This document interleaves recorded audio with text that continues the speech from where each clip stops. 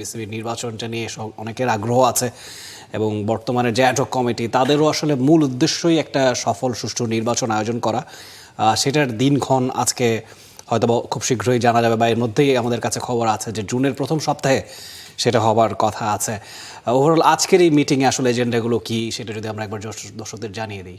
Exactly, আমরা জানি যে আসলে এই অ্যাডহক কমিটির মূল দায়িত্বই আপনি যেটা বলছিলেন যে নির্বাচন দেয়া, যেহেতু আগের নির্বাচনটাকে সুষ্ঠু প্রমাণ হয়নি তদন্ত করে, এবং সে কারণেই অ্যাডহক কমিটিটা তৈরি করা হচ্ছে।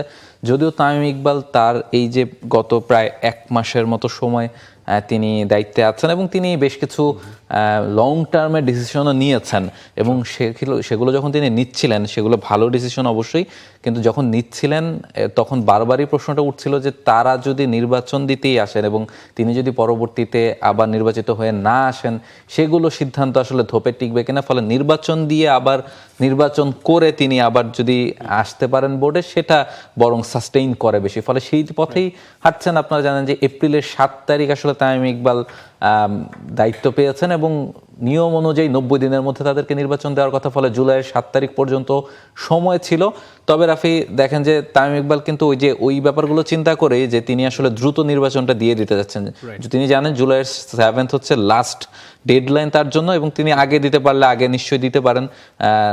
আজকেও যদি মিটিং করেন, তার প্ল্যান আমরা যতটুকু জানতে পেরেছি যে জুনের ফার্স্ট উইকের মধ্যে নির্বাচনটা করে ফেলা। যদি সেটা না হয়, হয়তো বা জুনের সেকেন্ড উইকের মধ্যে একটা ডেট এই অ্যাডহক কমিটি দিয়ে দিবে, এবং সেটা নিয়েই মূলত আজকের মিটিং। এবং যে কাউন্সিলর যারা হবেন সেগুলো অ্যাসাইন করা, কিংবা নির্বাচন কি প্রক্রিয়া হবে, কিভাবে হবে, সব মিলে অন্তত 30 থেকে 45 দিন একটা সময় প্রয়োজন।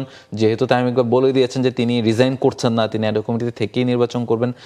ফলে ওই 30-45 দিনের যে একটা তফসিল ঘোষণা করা, সব মিলিয়ে এই যে নির্বাচন কেন্দ্রিক সিদ্ধান্তগুলো, সেগুলোই আজকের বোর্ড মিটিংয়ের আসলে মূল এজেন্ডা। এছাড়া আরেকটা ব্যাপারও যেটা শোনা যাচ্ছে যে বিপিএল লাস্ট যেটা হলো সেটার ফিক্সিং নিয়ে কিছু আলোচনা আছে। ফিক্সিং রিডিউস করা হয়েছে অনেক এবার বিপিএল এ, সেই ব্যাপারে কিছু দাবি এসেছে, এবং সেটা কতখানি সত্য কিংবা কতখানি রিডিউস হয়েছে সেই ব্যাপারে হয়তোবা এই বোর্ডের একটা তদন্ত রিপোর্ট হয়তোবা তারা দেখবেন, এবং তারা এটা নিয়েও হয়তোবা কিছুটা আলোচনা করবেন, বা এটা আসলে বোর্ড মিটিং শেষে তারা জানাবেন যে আসলে তারা কি আলোচনা করলেন।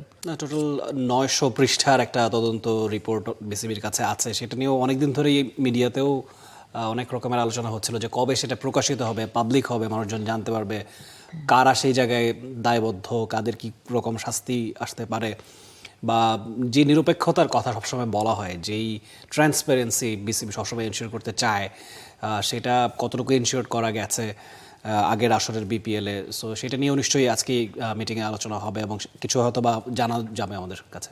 অ্যাবসলিউটলি, এবং সেগুলো নিয়েই আসলে আজকের এই বোর্ড মিটিংটা। এবং আরেকটা ব্যাপার যেটা বলতেই হয় যে এই যে বোর্ডটা বা এই যে অ্যাডহক কমিটিটা তৈরি করা হয়েছিল, তাদের জন্য একটা বড় চ্যালেঞ্জ ছিল যে এবারে ঢাকা প্রিমিয়ার ডিভিশন ক্রিকেট লিগটা ঠিকঠাক মতো আয়োজন করা। যেহেতু ডিপিএল আয়োজন করতে পারেননি বা ক্রিকেটাররা মাঠে ফিরতে পারছে না, সেটা একটা বড় কনসার্নের জায়গা বা বড় ফেলিওরের জায়গা ছিল আগের বোর্ডটার জন্য।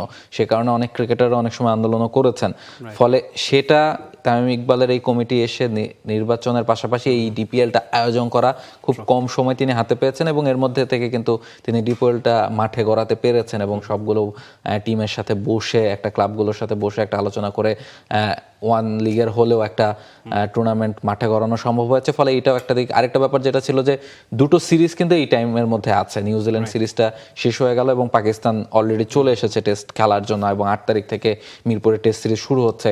ফলে সব মিলিয়ে এই মিনওয়াইল দুটো সিরিজও আয়োজন করতে হতো বাংলাদেশকে। এবং আরেকটা ব্যাপার যে তামিম ইকবাল প্রথম যেদিন বোর্ড প্রেসিডেন্ট হয়ে আসলেন সেদিনই বলেছিলেন যে গত 1.5-2 বছরে যে ইন্টারন্যাশনাল সার্কিটে বিসিবির যে একটা নাম ক্ষুণ্ণ হয়েছে, সেটাকে তিনি পুনরুদ্ধার করতে চান, এবং সেই ব্যাপারেও কিছু স্টেপ হয়তো বা তিনি নিয়েছেন। এছাড়া তো বাকি যে সিদ্ধান্তগুলো সেগুলো আপনিও দেখেছেন রাফি, যে দর্শকদের জন্য কিংবা প্লেয়ারদের জন্য বেশ কিছু গুরুত্বপূর্ণ সিদ্ধান্ত তিনি নিয়েছেন। প্লেয়ারদের বেতন বাড়ানো এবং ফার্স্ট ক্লাস ক্রিকেট নিয়ে অনেক বেশি কাজ তিনি করার চেষ্টা করছেন। এছাড়া দর্শকরা যেন মাঠে খেলা দেখতে এসে একটা ভালো এক্সপিরিয়েন্স নিয়ে বাড়ি ফিরতে পারেন, সেসব ব্যাপারেও কিন্তু সেসব দারুণ কিছু সিদ্ধান্ত তিনি নিয়েছেন। তবে নির্বাচন দিয়ে আবার কারা নির্বাচিত হয়ে আসবেন এবং তখন তারা কি ধরনের সিদ্ধান্ত নেন বা কিভাবে কাজ করেন, সেটা খুব বেশি ইম্পর্টেন্ট, এবং সেটা তামিম ইকবালও ভালো করে জানেন। সে কারণেই আসলে তিনি নির্বাচন দেওয়ার ব্যাপারে আসলে খুব বেশি তৎপর বলেই মনে হচ্ছে। For more updates, subscribe to our YouTube channel and click on the bell icon. Follow us on Facebook and Instagram. Download T Sports app to enjoy exciting games and highlights. Visit tsports.com.